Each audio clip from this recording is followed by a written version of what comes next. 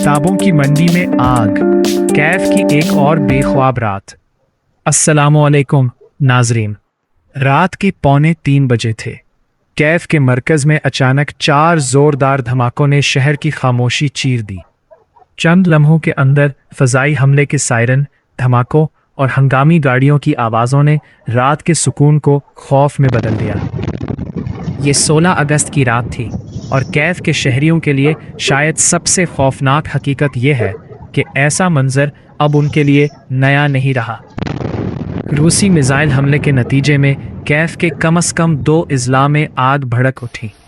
शहर के mayor Vitaly कलचको के मुताबिक गैर रिहायशी मकामात को नुकसान पहुंचा, जबकि कम से कम 1 शख्स जख्मी हुआ। लेकिन इस रात का सबसे दर्दनाक मंजर शहर की एक किताबों की मंडी से सामने आया।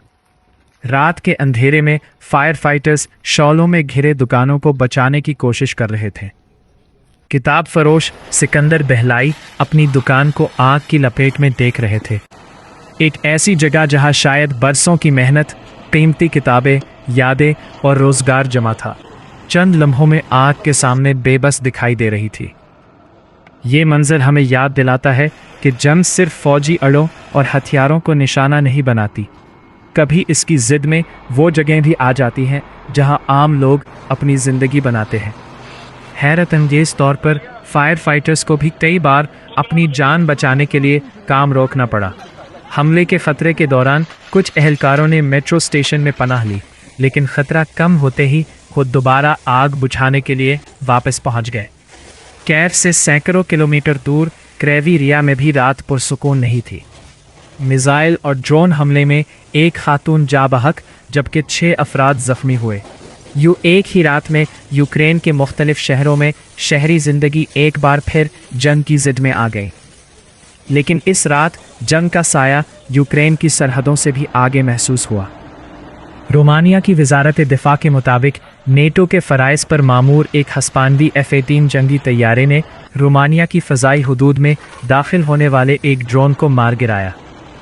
ड्रोन मालदोवा की सिमत से आया था और इसका मलबा गलाती के एक गैर आबाद इलाके में गिरा। ये वाक़या एक मरतबा फिर जाहिर करता है कि यूक्रेन जंग के असरात किस तरह खित्ते की सरहदों तक पहुँच रहे हैं। और इसी रात रूसी दारुल हुकूमत मास्को भी ड्रोन हमलों की जिद में आया। मास्को के मेयर के मुताबिक शहर पर सैकड़ों ड्रोन से हमला हुआ और 3 अफराद जख्मी हुए। यानी जंग का दायरा अब सिर्फ महाजों तक महदूद नहीं रहा। एक तरफ कैफ में किताबों की दुकानें जल रही हैं, दूसरी तरफ मास्को में ड्रोन हमलों के सायरन बज रहे हैं, जबकि दोनों तरफ आम शहरी खौफ के साथ रात गुजार रहे हैं। यूक्रेन मुसलसल मज़ीद जदीद फ़ज़ाई दिफ़ाई निज़ाम और पेट्रियट इंटरसेप्टर्स का मुतालबा कर रहा है, ताकि बैलिस्टिक मिसाइलों समेत मुख्तलिफ फ़ज़ाई ख़तरात को रोका जा सके। ताहम आलमी सतह पर पेट्रियट इंटरसेप्टर्स की तरब और सप्लाई का दबाव भी एक अहम मसला बन चुका है। मगर इन तमाम फ़ौजी एदादो शुमार के पीछे एक इंसानी हकीकत छुपी हुई है। एक किताब फरोश अपनी दुकान बचाने की कोशिश कर रहा है। एक ख़ानदान अपने ज़ख्मी अजीज़ के लिए हस्पताल के बाहर खड़ा है। फायर फाइटर अपनी जान खतरे में डालकर दूसरों को बचा रहा है। और एक आम शहरी सिर्फ ये चाहता है कि अगली रात उसे अपने बच्चों के साथ सुकून से सोने का मौका मिले।